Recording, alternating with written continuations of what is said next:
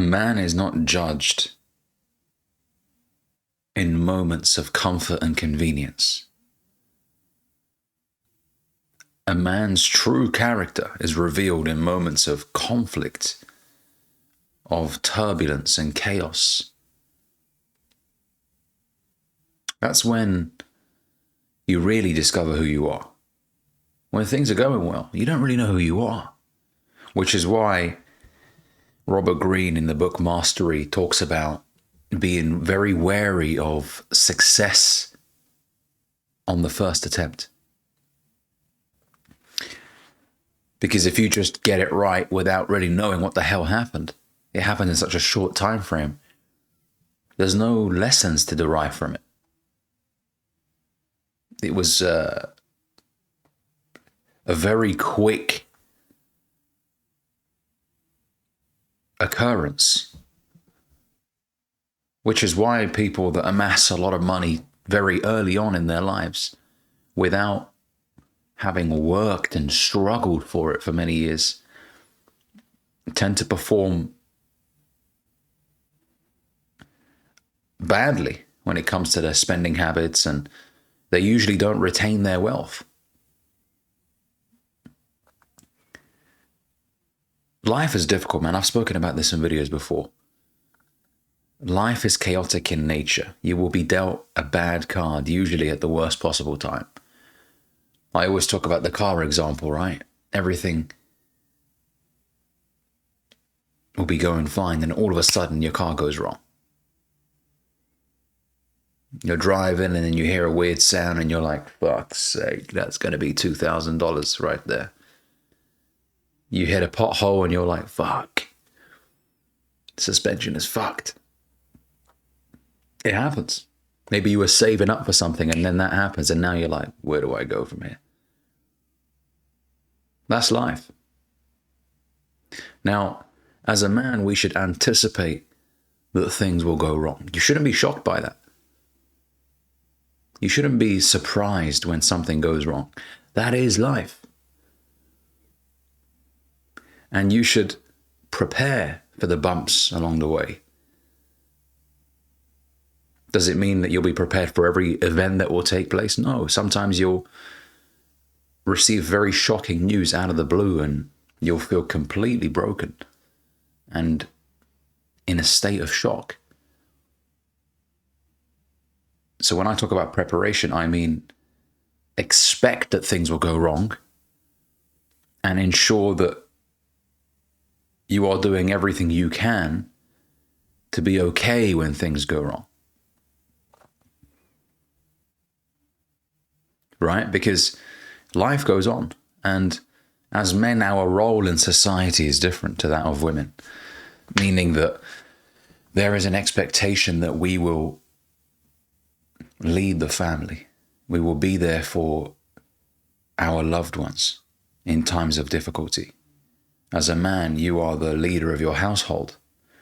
If you're an older brother and you have sisters, there's an expectation that you will be there for them. You will take care of them if something should happen to your father. And even if your father is okay, you are the second father as the oldest sibling, as the oldest brother in the house. So you should weather that storm. I talk about the lighthouse example. You are the lighthouse. The lighthouse is there. It does not move. The waves keep crashing into it, and it is there as a source of light, as a source of comfort, right? The lighthouse is there. We're not too far. We can make it. In the pitch black, vast ocean, the moment you see that light in the distance, right, we're almost there. So you should be that figure for your family. For the wider society even.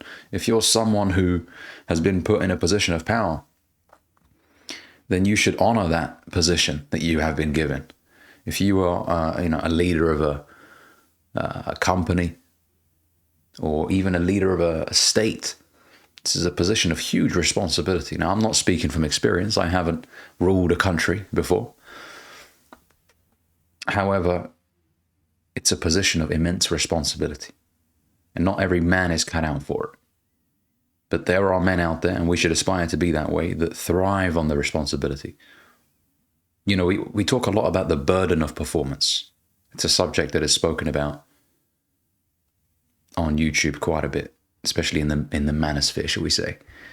You know, there's a lot of guys that complain about why men have it harder than women, and why do we have to do this? Why do we have to pay the bills? Why do we have to? But I want you fellas to embrace the burden of responsibility. There's a sweetness that you derive from being the one that takes care of everyone else.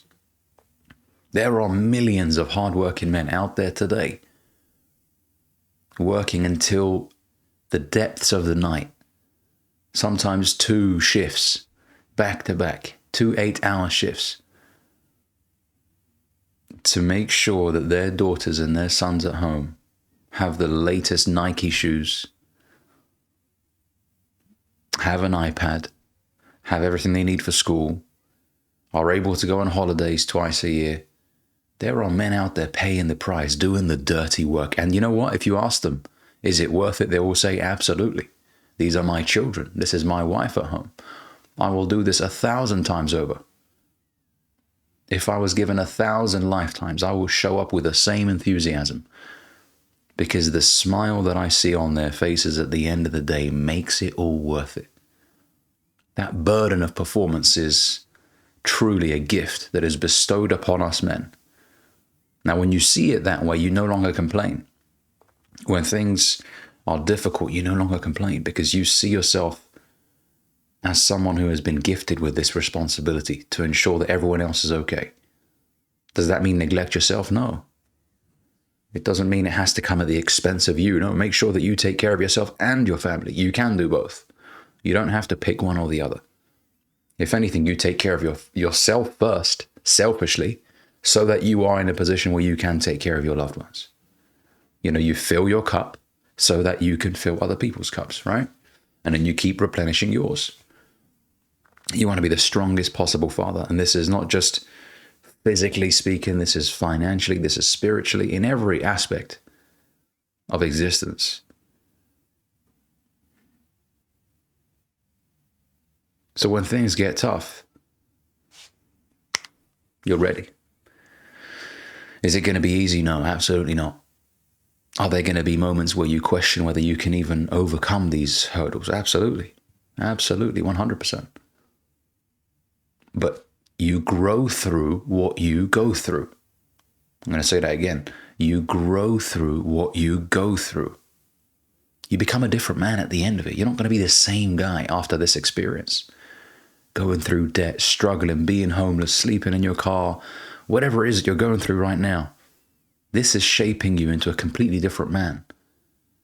You're not the same guy after you go through suffering. And as men, we need to go through suffering. This is where we differ with women. Because suffering shapes the masculine man. It makes you a better man for society, for your family, when you've been through shit. When you've collected those battle scars. You become a source of strength for other people. If he can, I can. A source of hope. He's been through it and he's come out on the other side okay. I can do that too. You can bestow your knowledge upon other people. You can help society. Nobody wants to learn from someone who hasn't gone through anything. It's the people that have gone through the most that inspire us the most. And it's also relatable because there are millions of people around the world today struggling, really struggling. So when they see that someone else from a similar background, same skin color perhaps, has been through it and come out on the other side, man, that makes you believe. It makes you believe.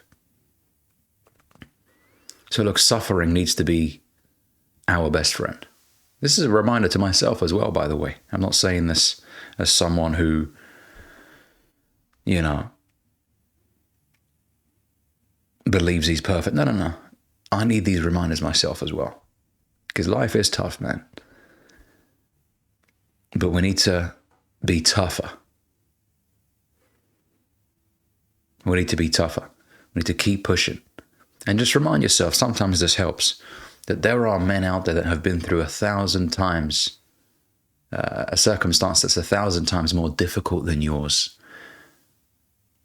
And yet they have made it on the other side, and they're fine, and they're inspiring other people, and they're a better version of themselves now because of it. So don't let the small trivial things in life destroy you.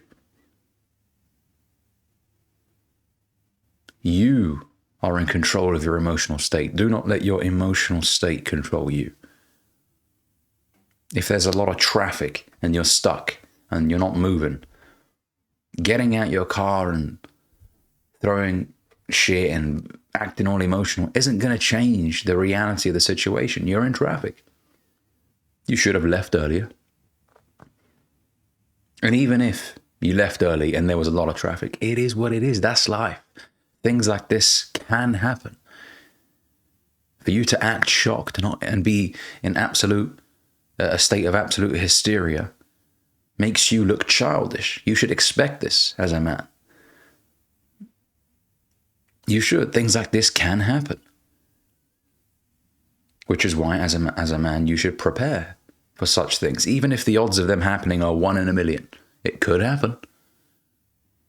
It could happen, right? I prefer to go to the airport early.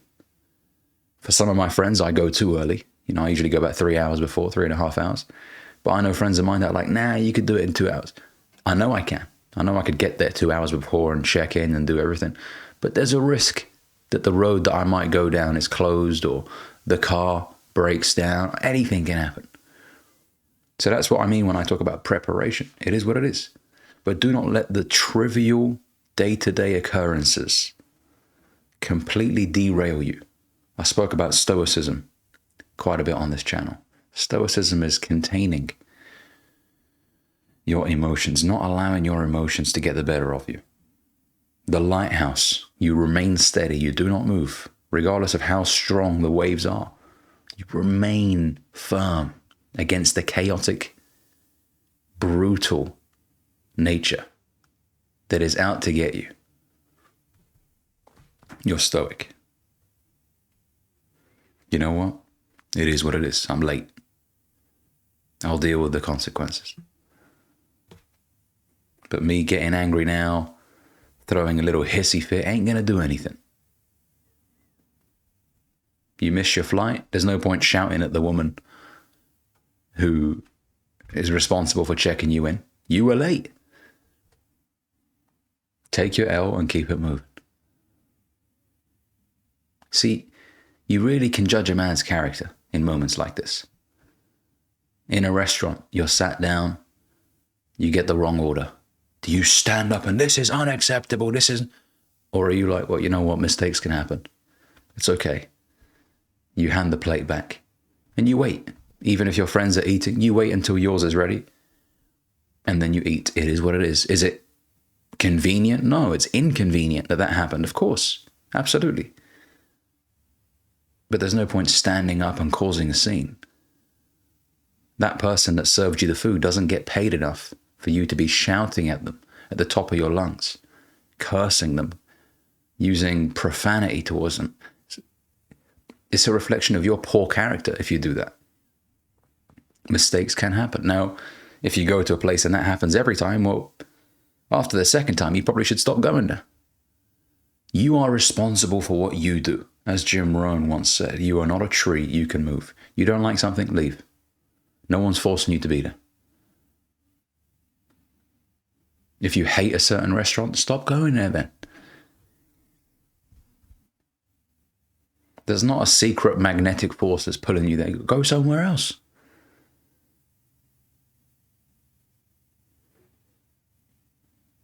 You are responsible for what you do. Be someone that is respected for their fairness of character, for how they conduct themselves. You don't want to be someone who just is overly emotional. People can't trust you that way. Your woman in the relationship that you're in will not trust you if you lose your shit over small things. She's going to think, I'm with a child. I can't trust him. And that's why they won't feel safe with you. With your leadership, they won't feel safe. Imagine the pilot of a commercial aircraft coming out of the cockpit screaming, oh my God, I don't know how to do this. Mid-flight. You best believe everyone's going to be screaming. What do you mean you don't know how to do this? What? What's going on? They will lose trust immediately. And they will feel extremely unsafe. That's how women will feel with you if you can't get a grip on your emotions. If the smallest things make you throw your toys out the pram and you're out there panicking. And of course, there are serious life events that take place. I'm not telling you to be a robot and neglect your emotions. If something serious has happened, such as you losing a loved one, you're not a robot. You're going to feel devastated. You will cry if you lost your father, if you lost someone very close to you. But I'm talking about the small things that occur, your car breaking down. Even if you lose your job, as difficult as that is, you don't sit there and cry in front of her. You trust that you will find another job. You will do something in the meantime to ensure that you can put food on the table. You will get a lower skilled job, perhaps, than what you're used to put food on the table. You don't allow your pride and ego to get in the way. You want to show your woman that you're competent, that you can make decisions that are often not favorable. You will do what it takes to make sure the family is taken care of. I believe this is one of the most important videos I've made because I know guys out there that are just emotional wrecks that behave in a very feminine way. And they sabotage every good thing in their life, from the job opportunities that they come across to the relationship opportunities that they come across. And it's because of their behaviors. It's because they lose their shit over small things. So fix that. Acknowledge it, first of all. I mean, the first step to change is acknowledging that you have a problem. If you don't believe that you have a problem, you will carry on repeating the same thing again and again and again. So acknowledge that it's a fucking problem and do something about it. Thanks for watching. If you enjoyed this video, make sure you give it a like, comment down below, and I'll see you in the next one.